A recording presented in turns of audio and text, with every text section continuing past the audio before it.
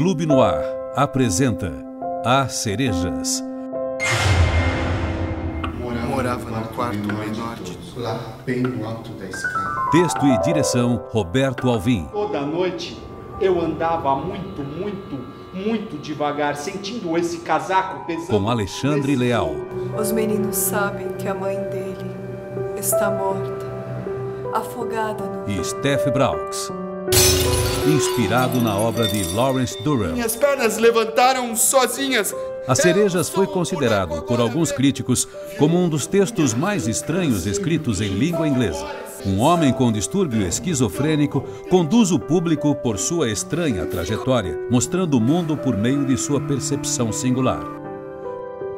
Curta temporada, de 17 de maio a 29 de junho, quartas e quintas, às 9 da noite, no Espaço Parlapatões, na Praça Roosevelt.